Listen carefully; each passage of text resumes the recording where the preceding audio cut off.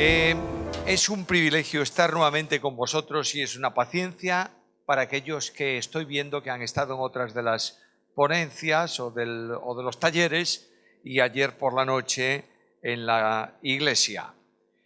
El tema que quiero desarrollar hoy ya se ha presentado los manuscritos o los textos originales de la Biblia y la razón de las versiones que nosotros tenemos hoy. Si esto se pone derecho o consigo que se ponga bien, ahora ya. Lo primero que tenemos que entender es que la Biblia es un libro que ha sido escrito a lo largo de más o menos 1400 o tal vez algo más años. Y en ese tiempo hay 37 prácticamente seguros, algunos hablan de 40 autores distintos, es lo mismo.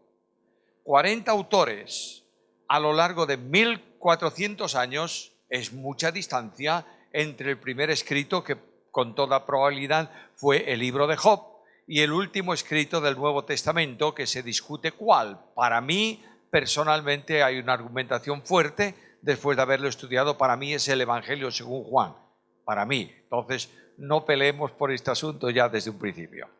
Ahora, cuando se comienza a escribir la Biblia, no hay duda ninguna que tenemos que preguntarnos en qué idiomas fue escrita, porque no fue escrita en castellano, ni en inglés, ni en ningún idioma moderno, ni en latín siquiera.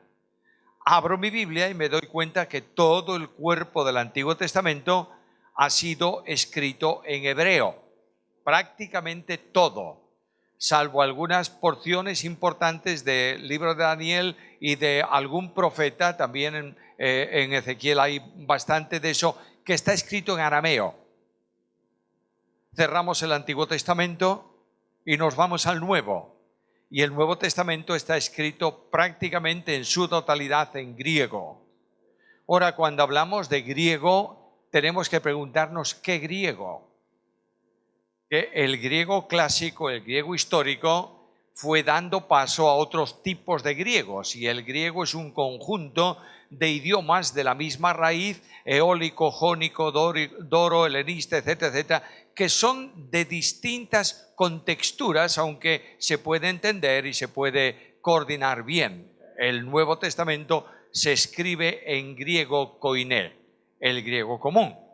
Pero el griego koiné no es tampoco igual en todos los sitios y de todas las maneras, y hay modificaciones. Por tanto, cuando voy a la Biblia tengo que preguntarme ¿quién escribió? Bueno, los autores. ¿Y cómo escribieron? Al impulso de Dios, de acuerdo. ¿Es inspirada la Biblia? Por supuesto, toda ella, sin duda. ¿Inspiración literal o conceptual? Literal. ¿Pero ha sido dictada por Dios? No, señor. Dios no dicta la Biblia. Dios comunica el mensaje y el escritor humano seleccionado por Dios escribe. De ahí que haya en la Biblia muy distintas formas y muy distintas culturas. No es lo mismo un escrito de un hombre de leyes preparadísimo en la mejor universidad del mundo, yo diría licenciado con honoris causa en leyes, en conducción, en sociedad, en psicología, en ejército, que es Moisés, frente a un rey enormemente culto como es Salomón. Hay diferencias. ¿Y qué me diréis comparando a estos dos, por vía de ejemplo, con un boyero recogedor de cabrahigos, el profeta? Pues es la cultura y la dicción y la erudición y la expresión es distinta. Ahora, el Antiguo Testamento en hebreo, y hablaré un poquito del hebreo antes de nada, el idioma hebreo es muy distinto al idioma griego, conceptual y semánticamente. El idioma hebreo es corto en vocabulario, por tanto tiene que ser muy rico en figuras. Por ejemplo, voy a deciros un texto de un salmo. Lo digo en mi versión Reina Valera 60, luego os diré por qué quiero tanto esa versión. Bueno, porque la memorización está ahí, no por otra razón. El que habita al abrigo del Altísimo morará bajo la sombra. Esto a un griego ni se le ocurre. porque lo que está hablando el hebreo es de una figura que pueda ser comprensible, expresada figurativamente.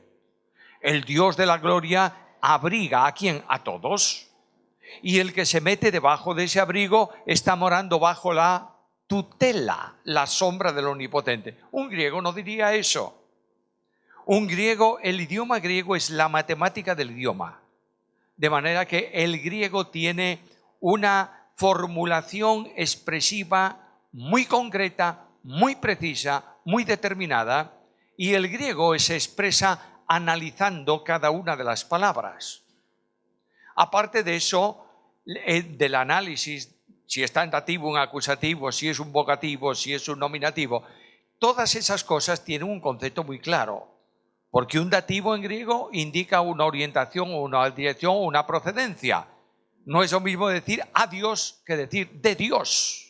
Por tanto, el griego analiza, utiliza a veces las preposiciones y luego el nombre, el sustantivo. Otras veces simplemente declina el sustantivo.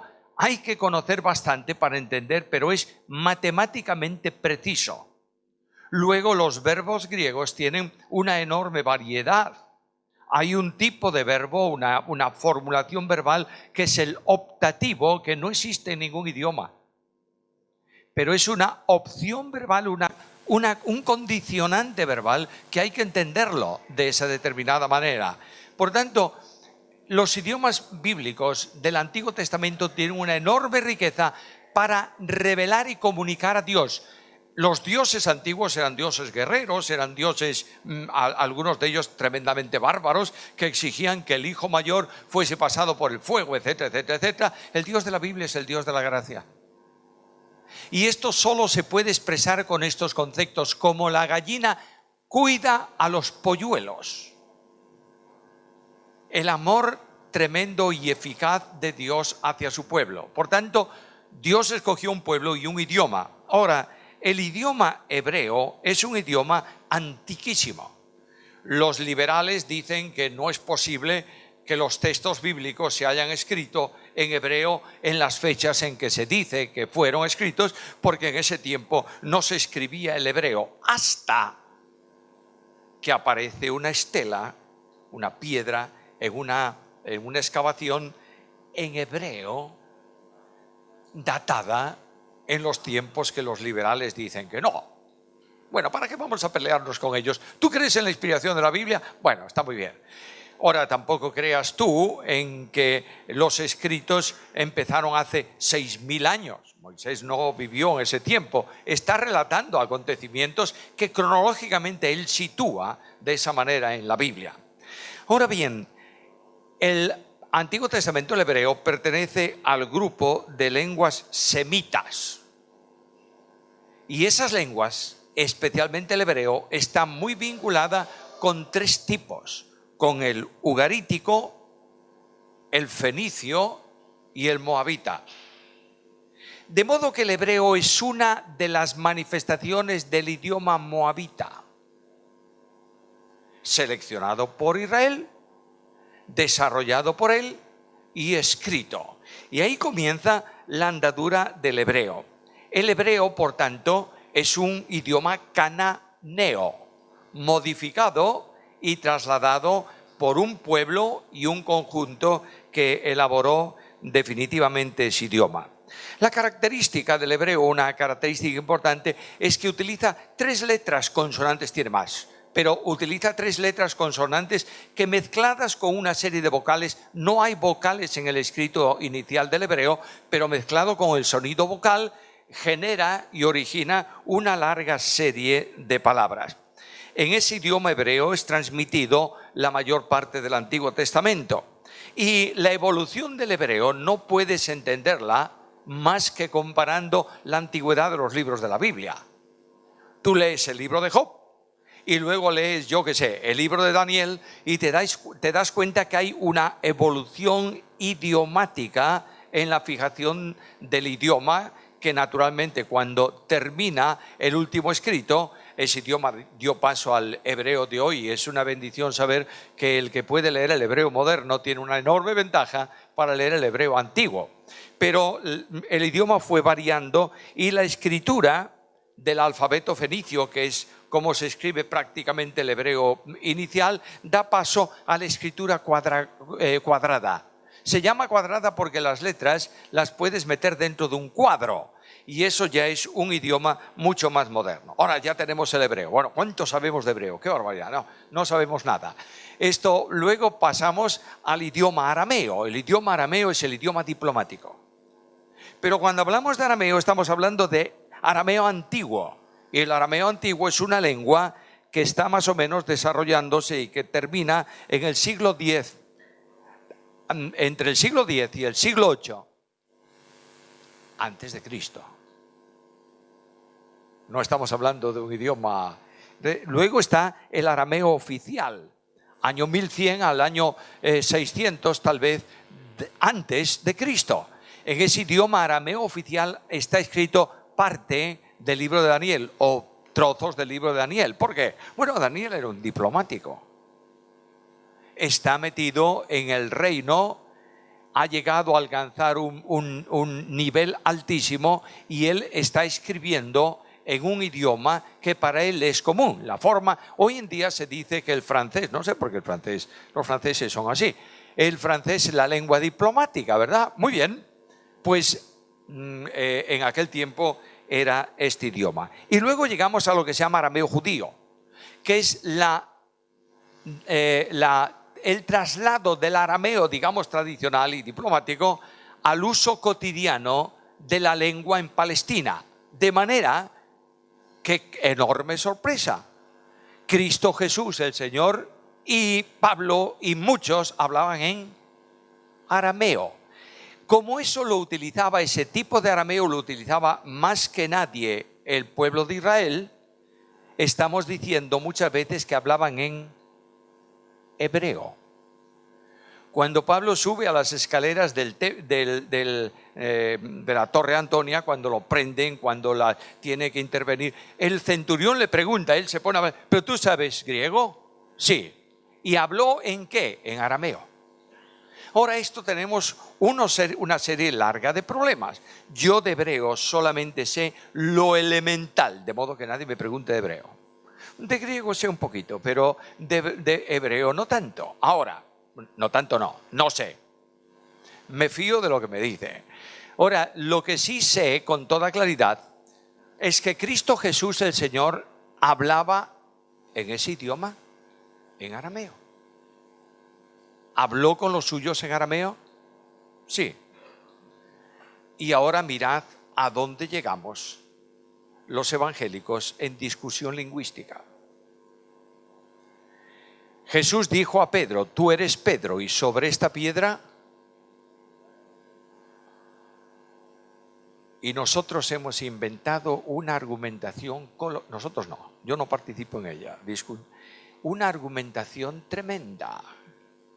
Dios dijo a Pedro, tú eres piedrecita, Cefas, y yo soy litos, roca. Y decimos, qué bárbaro. Pero resulta que en arameo no hay dos distinciones. Si tú quieres traducir del arameo eso literalísimamente, leerás esto: tú eres piedra y sobre esta piedra edificaré mi iglesia. No hay discusión.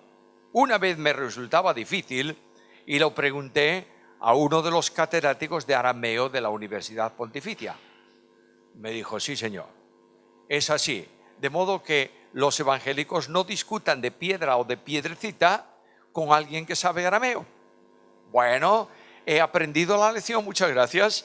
Ahora dejemos el arameo ahí y pasamos. Por eso es que la versión que usaban los judíos, especialmente del Antiguo Testamento, la Septuaginta, no es la versión hebrea original, es la griega traducida de ese tiempo. Así que las grandes citas de Pablo y de Pedro y de Juan en el Nuevo Testamento están tomadas de la Septuaginta.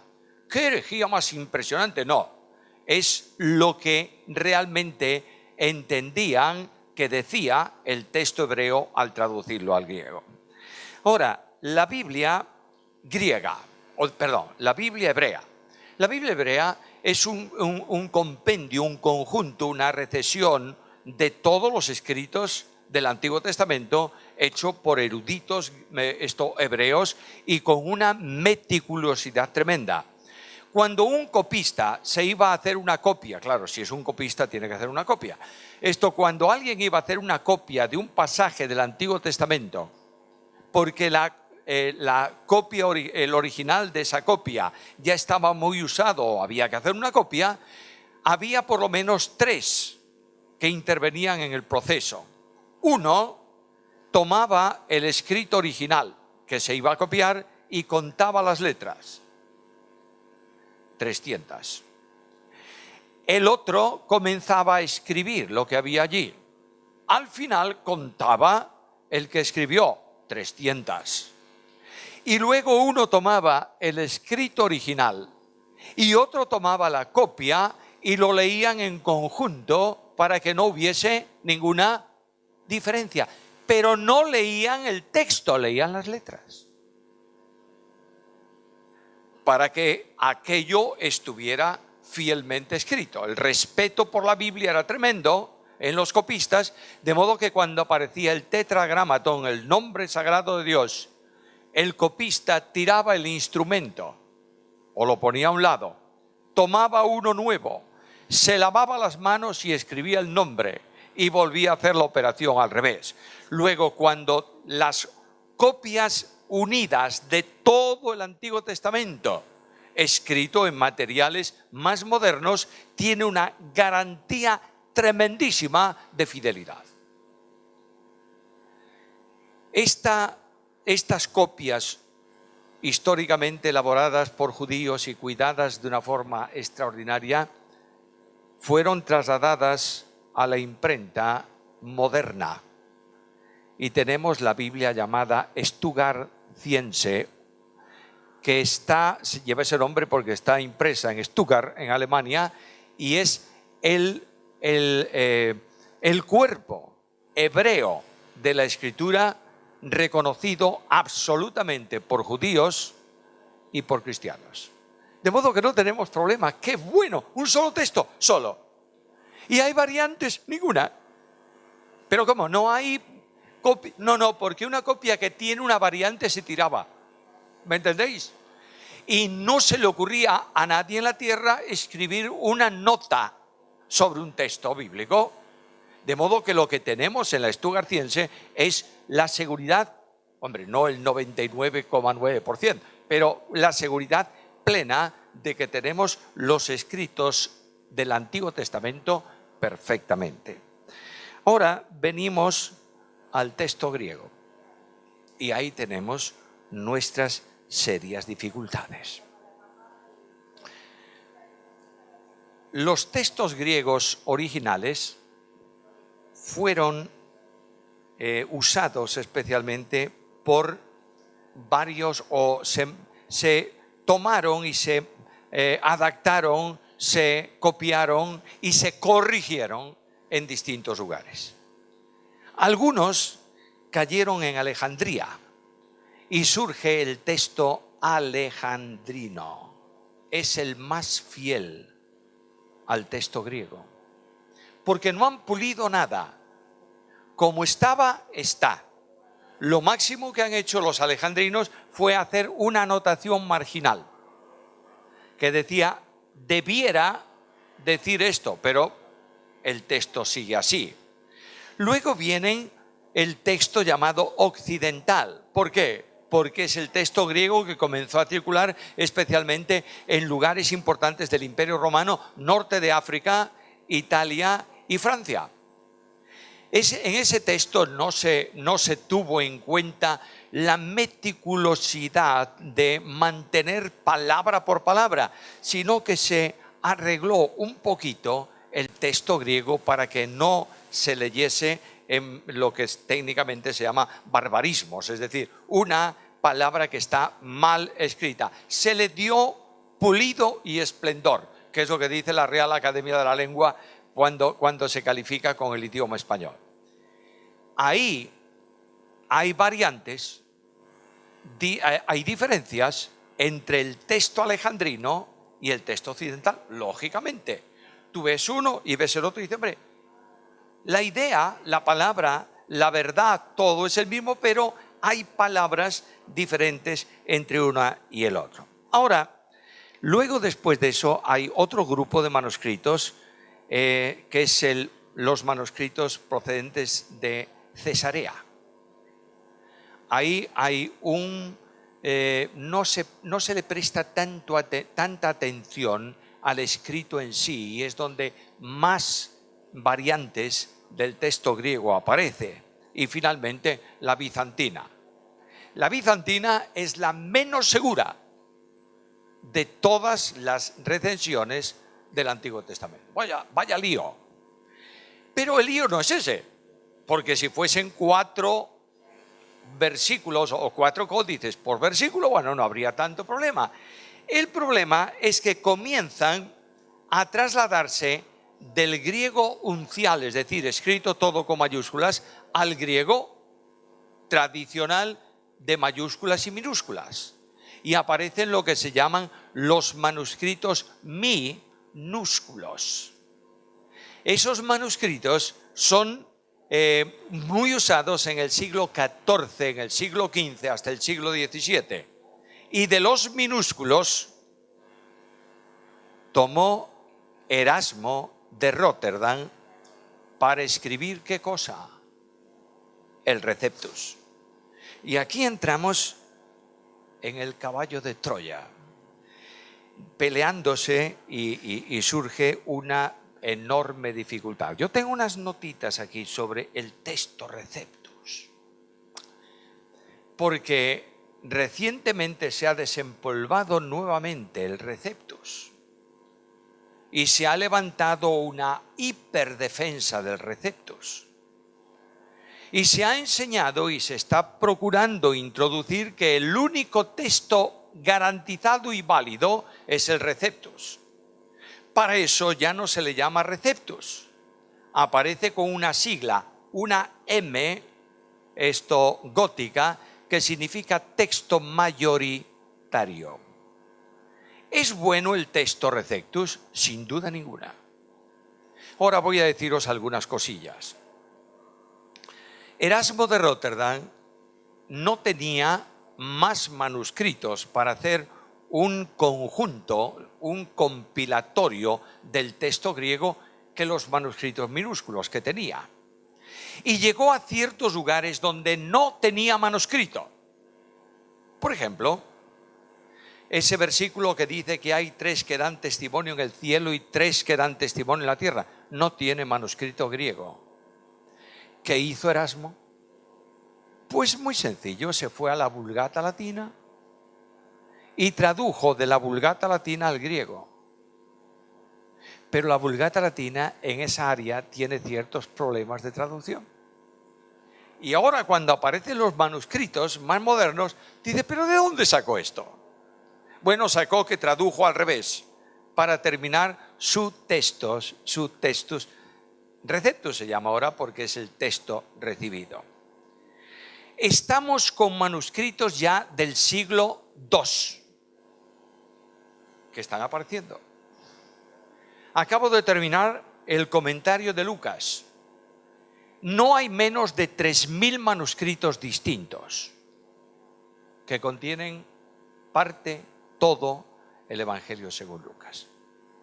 No hay menos de 500 variantes textuales en Lucas.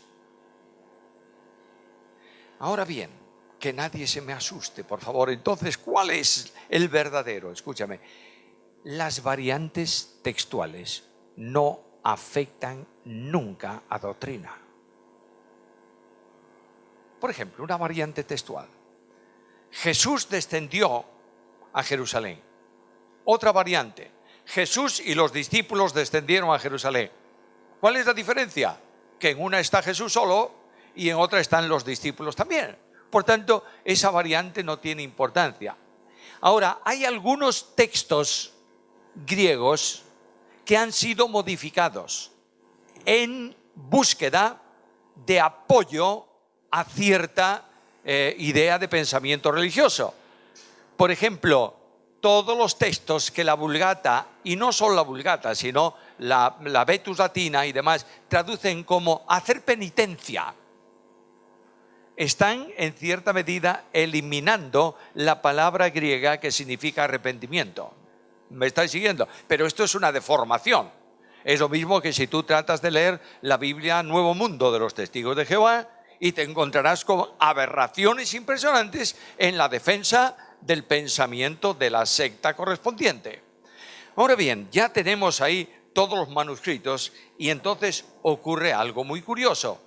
Hay una serie de personas en el mundo evangélico especialmente que dicen vamos a hacer una nueva recensión de los textos griegos y se ponen a trabajar. Mucha de esa investigación se debe a dos personas que están siendo enormemente maldecidas en el mundo evangélico. Perdonadme la expresión. Que es Hodge y Westcott. ¿Lo oísteis alguna vez? Son no sé qué y no sé cuántos. Mirad, lo que me interesa a mí del texto griego y a vosotros es la fidelidad de la traslación de la palabra al idioma, ¿verdad? Cuando yo tengo algún problema en griego, en una palabra rara, en la koiné, ¿sabéis a quién consulto? Pues a un profesor, doctor en filosofía y letras, licenciado en clásicas, que es ateo. Y yo le llevo mi Nuevo Testamento griego y le digo, ¿qué dice aquí? Y él me dice, ¿la palabra o el conjunto? No, dime la palabra en medio del conjunto. Me dice, esto aquí significa esto. Ya está. Y es ateo, no cree en la Biblia ni en la inspiración, pero sabe griego. Sabe griego y no está condicionado por el pensamiento protestante. Perdonadme la expresión.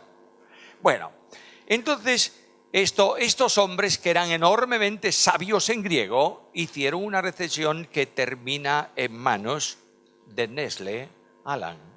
¿Os suena eso sociobíblicamente, Nestle Aland? Es el mejor texto griego que tú puedes usar hoy. Supervisado por las instituciones lingüísticas alemanas más importantes. Estamos en la 28ª edición de Nestle Aland. Y es más, me acaban de avisar hace poco tiempo que está en preparación la 29ª. ¿Por qué? Porque el Nestle Aland incorpora lo que se llama aparato crítico. ¿Qué es el aparato crítico? Bueno, el aparato crítico es que te dice, mira, este versículo que en tal y tal y tal y tal códice o manuscrito o tal dice esto, hay otra alternativa de lectura que dice esto otro. De manera que, por ejemplo, tú lees Lucas y verás que en la última cena hay palabras añadidas, tomadas de Mateo, que no está en la mayoría de los textos originales más firmes. Por tanto, hay una crítica textual que te dice, ojo, además de esto, también hay esto otro. ¿Me estáis siguiendo? Y esto es enormemente necesario tenerlo en cuenta cuando tú vas a hacer un análisis textual verdadero de la palabra de Dios. Ahora ya tenemos menudo rollo, ¿verdad? Bien. Todo esto que es muy importante a la hora de comentar la Biblia y de enseñar la Biblia, no debe condicionar la riqueza bíblica de la doctrina que aparece en ella. Por tanto, si tú lees en los textos, si hay alguna variante, en el principio era el verbo era con Dios y el verbo era Dios, eso es lo que me importa. Y eso es lo válido. No importa que aparezca en algún lugar el unigénito del Padre y en otros aparezca simplemente el unigénito. No es importante que diga el verdadero Dios en algún lugar y en otros lugares dice el Hijo de Dios. No sé si me estáis siguiendo. La verdad bíblica es incuestionable y precisa porque el Espíritu Santo de Dios custodió y custodia que la verdad alcance al hombre y venga de parte suya. Ahora ya tenemos todas esas versiones, cuántas cosas del texto griego. El griego koiné no es fácil, señores. La idea de que cualquiera puede llevarse un texto, bases fundamentales para el griego bíblico, y se lo lee y ya lo sabe, perdóneme, no es verdad. Y hay muchas personas que se consideran con todo el derecho de hablar del texto griego sin saber griego. Cuando yo empecé en el seminario bíblico, el presidente y el rector del seminario era el doctor Lacueva.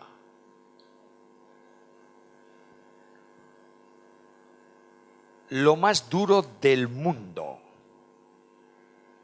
en enseñar Biblia e idiomas bíblicos, lo más duro. Un alumno del Instituto Bíblico se examina y él dijo: esta materia solo se supera con 7.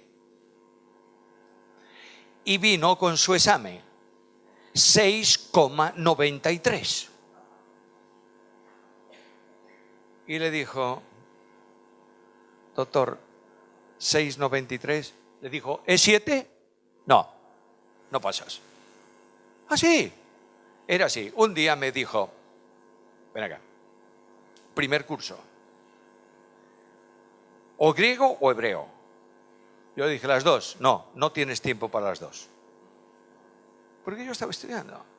Dijo: o griego o hebreo, ¿qué quieres tú? ¿Vas a estudiar especialmente Antiguo Testamento o Nuevo Testamento? Yo le dije: los dos. Dice: pues entonces griego. ¿Cómo griego? Sí, porque tienes la Septuaginta, arréglate con ella. Bueno, pues ya está. Durante 5 años estudié griego con él.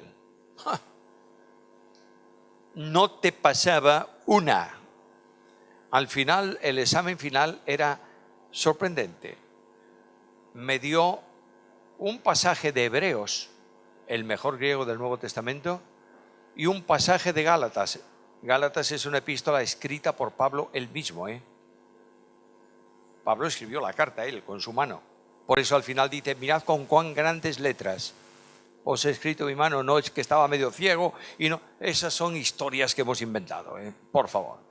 Él escribe, y ese griego es malo, malo con avaricia, con anacoluctos por todos los lados, con alteraciones verbales. Es tremendo.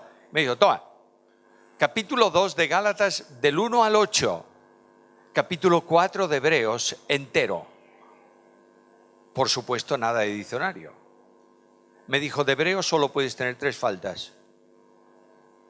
De Gálatas, una más. Pero si no superabas así, no superabas. Quiero deciros que yo no sé griego. Lo traduzco, lo analizo, lo escribo.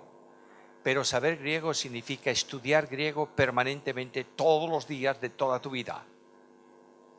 Y buscar significado de palabras que no están en la naturalidad del texto, sino en otros orígenes diferentes. Y tú te preguntas: ¿por qué Pablo escribe aquí esta palabra tan rara? Y tendrás que ir al griego helenístico o al jónico para ver de dónde vino el significado que Pablo está utilizando esa palabra. Hay que estudiar mucho para conocer griego. Bueno, entonces nunca enseñaré la Biblia. Es que tu Biblia está escrita en castellano, ¿o no? ¿Sabes leer el castellano? Bueno, pues eso es lo que interesa, que tú puedas leer tu Biblia en castellano y cuando tengas algún problemilla, consulta. Hoy tenemos tantos materiales que no tenemos disculpa para entender la Biblia. Bueno, la Biblia, Dios no requiere que sepas griego ni hebreo. Te da su palabra para que la entiendas.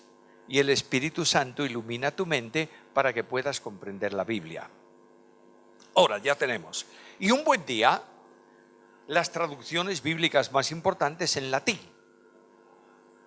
Y las Biblias no se podían leer en lengua vernácula. Y ocurre el 500 aniversario de la Reforma. ¿Qué hizo Martín Lutero? Tomó la Biblia y la tradujo al alemán. Pero a veces nosotros tenemos, sobre todo los españoles, los hispanos, tenemos un concepto de que el español y el hispano es un elemento en la cadena social de menor nivel que el alemán y que el inglés. No sé por qué, pero es así. Quiero deciros que la traducción castellana, que anticipó a muchas Biblias en idiomas sajones, es la Biblia de Ferrara. Y que después de eso está la enorme traducción de Casiodoro de Reina, actualizada, corregida por Cipriano de Valera. Tenemos un gran tesoro. Ahora, ¿de dónde tradujo Reina Valera? Del Receptus. De manera que nuestra Biblia, Reina Valera 60, tiene todos los problemas que tiene el Receptus. Es un tesoro nuestra Biblia Reina Valera.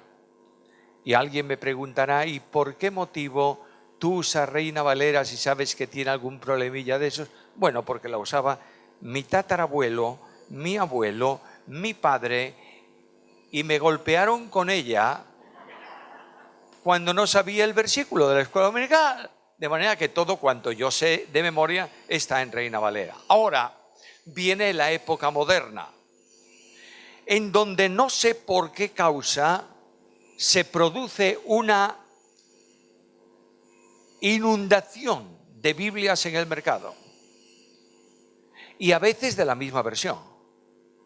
La Biblia del cotidiano caminar, la Biblia del pastor diligente, la Biblia del pastor menos diligente, la Biblia de la mujer, la Biblia del arco iris, que parece de la acera de enfrente. Y venga Biblias. ¿Sabéis una cosa, hermanos? Satanás cambia de forma de actuar. Al principio, ¿qué dijo Satanás? Cristianos, matemos a los cristianos. Y resulta que dice, mira que vas muy mal por ahí, le diría a alguno de sus demonios. Vas muy mal, mira, has matado a tantos y resulta que mira cuántos hay más. Y dice, paremos, no matemos cristianos. Ahora, quitemos la Biblia de en medio. No se puede leer la Biblia, ya está, ya hemos ganado. Se traduce la Biblia y se lee la Biblia. Teníamos una versión en castellano de la Biblia, ¿verdad? Todos estudiábamos la Biblia por ahí. La Biblia se vendía en todos los lados y todos sabían, en España por lo menos, que era la Biblia protestante. Que no nos llamen protestante. A veces me preocupa más que me llamen evangélico. Porque hoy evangélico es todo aquel que no es católico o que no es ortodoxo.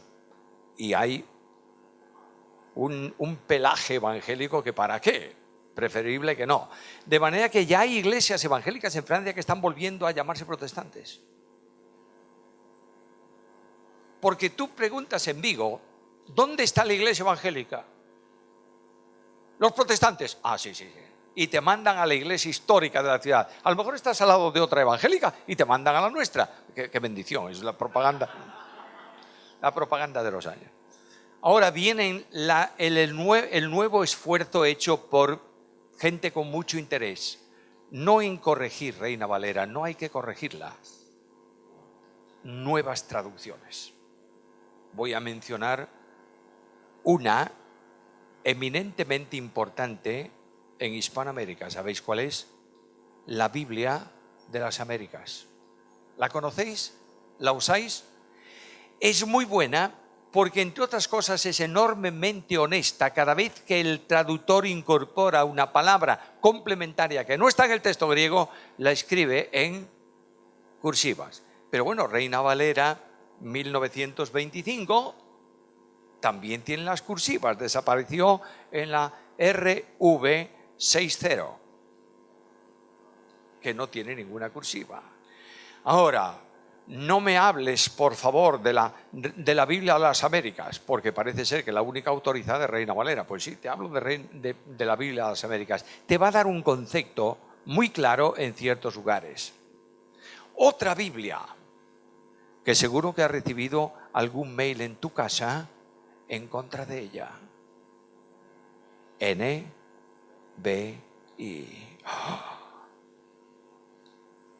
Escucha un ejemplo de lo que dicen de ella.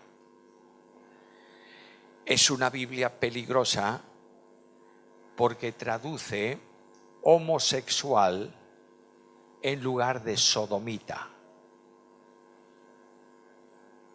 Bueno, mañana por la mañana te vas a tu oficina, no mañana es sábado, el lunes, y le dices, oye, ¿sabes que me dijeron que Luis es sodomita?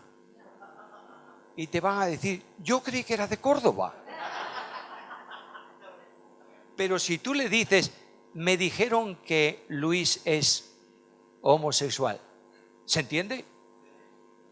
Eso se llama traslación dinámica, que sin hacer violencia a la palabra, sitúa la palabra en el contexto más comprensible. Bueno, otro mail contra NBI. No tengo comisión por NBI, ¿eh? Otro mail. Niega la deidad de Cristo. ¿Cómo? Sí, porque en el himno de Pablo, en la carta a Timoteo, en lugar de decir Dios fue manifestado en carne, dice Él fue manifestado en carne. Bueno, señores, es que lo que dice el texto griego es Él fue manifestado en carne, porque el sujeto de esa oración hay que buscarlo 4 versículos antes. ¿Qué es lo que se consigue con esto? Inquietar al pueblo de Dios. Luego decimos, bueno, mucho cuidadito con las Biblias católicas, que se llaman católicas. ¿Por qué? Tienen los apócrifos. ¿Y tú sabes que la Biblia Reina Valera tenía los apócrifos o no? No me digas si tenía los apócrifos. ¿Has leído los apócrifos alguna vez? No. Bueno, ¿y has leído alguna novela este verano? Sí, pues lee los apócrifos. Te va a ser mucho más provecho espiritual que una novela por muy buena que sea. Porque son libros impresionantes de enorme espiritualidad. Es verdad que dicen alguna tontería, pero también reconocen que no es inspirado. ¿Me estáis siguiendo? Ahora, la Biblia, voy a mencionaros un texto católico impresionante.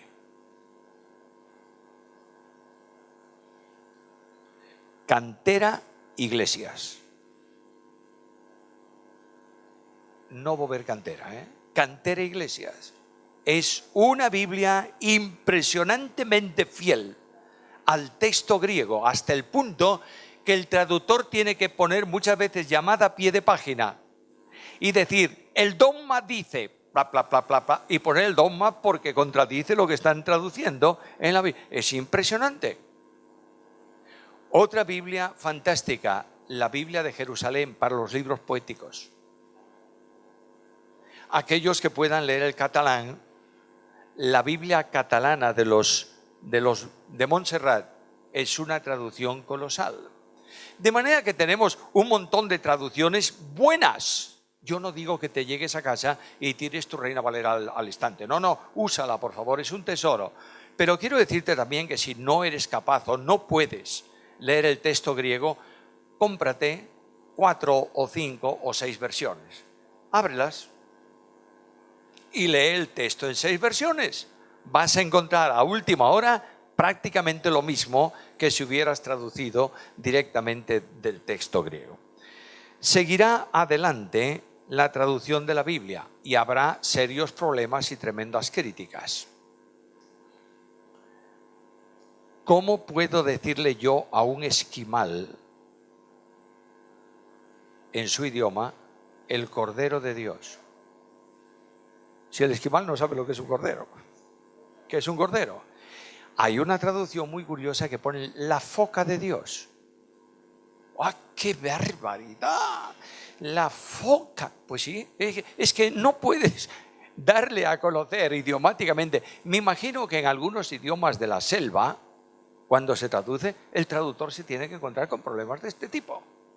Y lo importante, ¿sabéis? Es que en medio de toda esa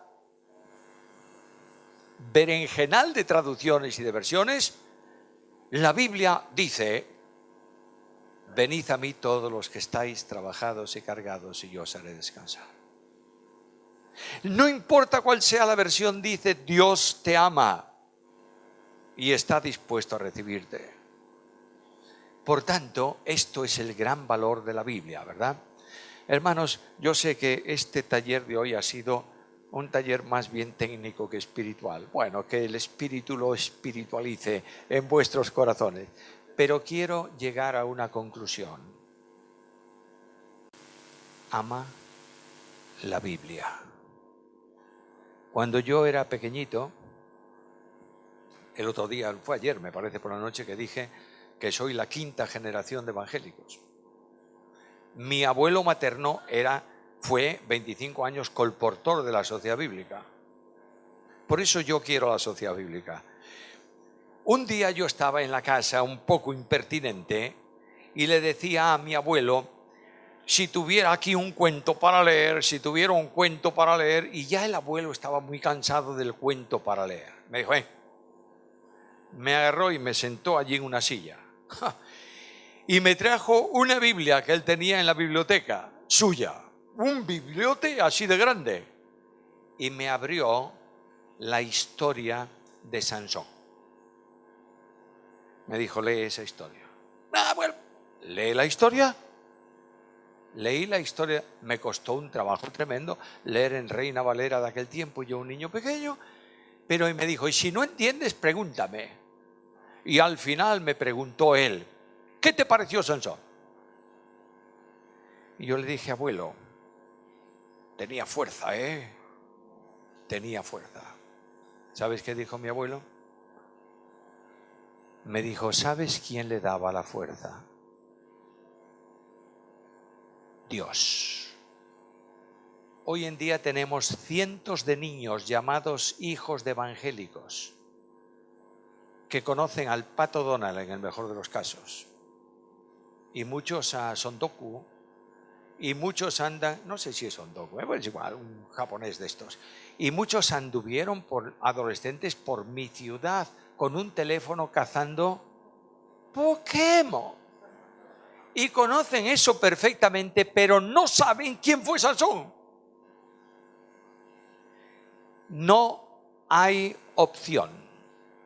¿Volvemos a la Biblia o perdemos el rumbo? ¿Volvemos a la Biblia y predicamos la Biblia y amamos la Biblia y leemos la Biblia, o vamos en mal camino?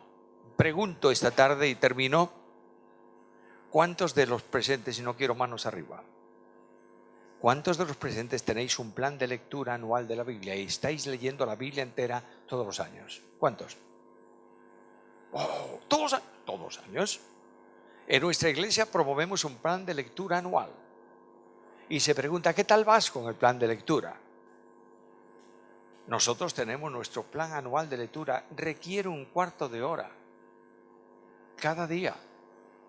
Y como mucho, 4 capítulos de vez en cuando. Lee la Biblia, por favor. No tenga la disculpa de que el pastor en la iglesia no me predica toda la Biblia. La culpa es tuya porque no la lees. Lee la Biblia. Pregunta al pastor cosas que a lo mejor no dice desde el púlpito y harás un gran favor. Invitarás al pastor a centrarse un poco más en la exposición de la Biblia. Hermanos queridos, Dios te habla por la Biblia, ¿lo crees? ¿Crees que la Biblia es inspirada por Dios? Si crees que es inspirada, ámala y léela, y Dios hará su obra en vosotros.